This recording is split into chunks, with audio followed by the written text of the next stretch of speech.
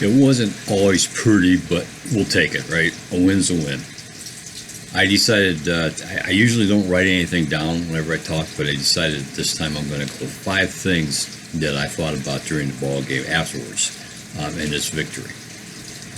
Number 1 was the kicking game. Well, Seifert looked good, didn't he?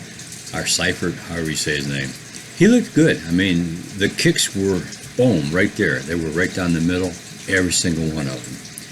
And that's a plus because I've been worried about that kicking game right now and everything. And that was a big plus. I really liked it. The Scottish Hammer, the guy said during the ball game, his punts so far now, all his punts is like, I don't know, 13 or 14. Only one's been returned, and that was only for a few yards and everything. So, I mean, he's doing a job. We can see why I picked him up. Defense. The defense looked good. A lot of pressure, a lot of downfield coverage. But we have to keep in mind, too, that we were playing the second string and then the third string quarterback. You have to keep that in mind. But they did get a lot of pressure up front.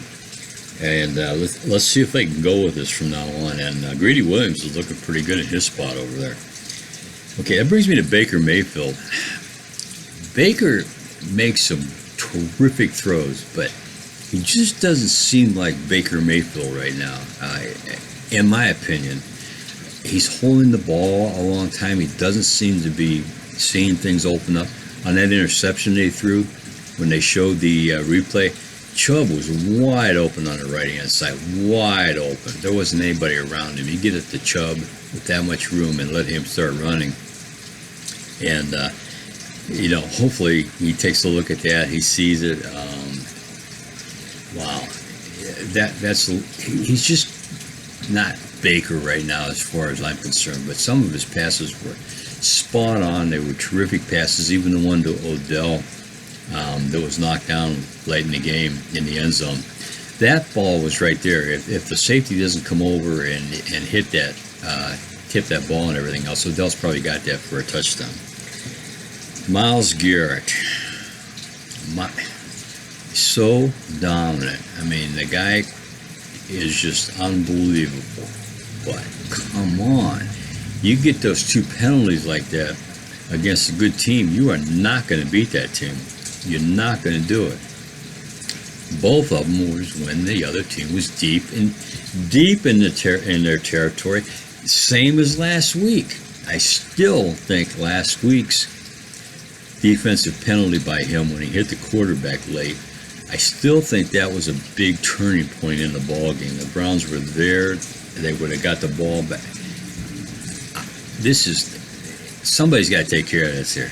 I mean, okay, he says, I didn't think it was late hit. First of all, the one maybe wasn't as late hit, but he landed on it both times. He landed full body on him both times. Now, they said it was because of a high hit. I don't know about that, but he landed full body on him.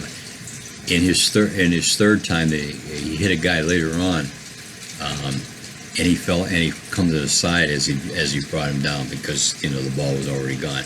That's what he needs to do. Come on, Myles. I mean, and he's always offsides. So I'm hoping I guess you got to take the good and the bad with the guy, but he's got to get that under control. Finally, Odell who?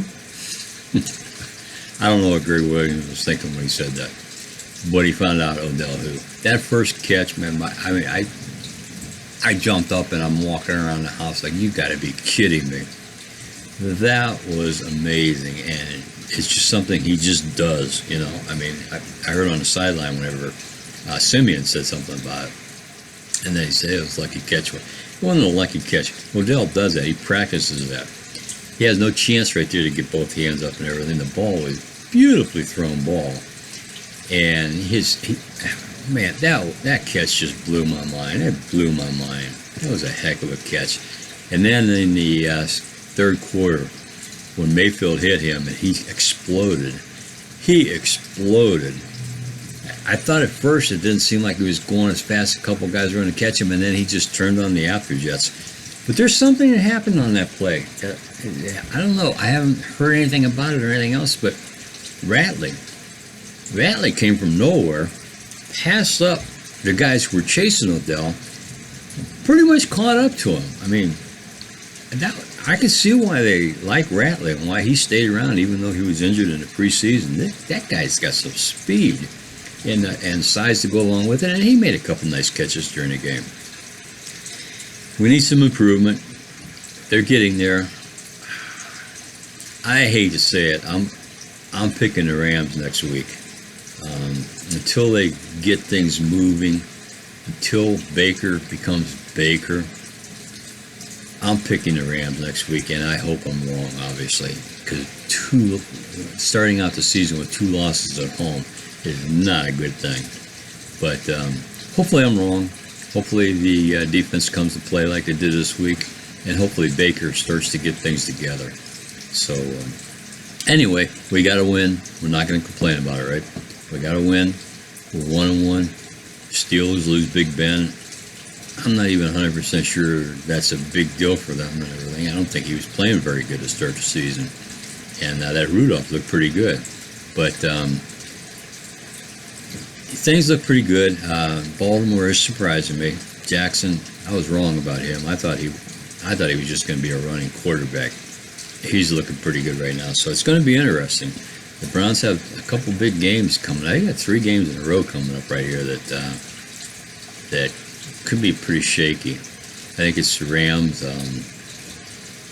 Baltimore, big game there, and then San Francisco.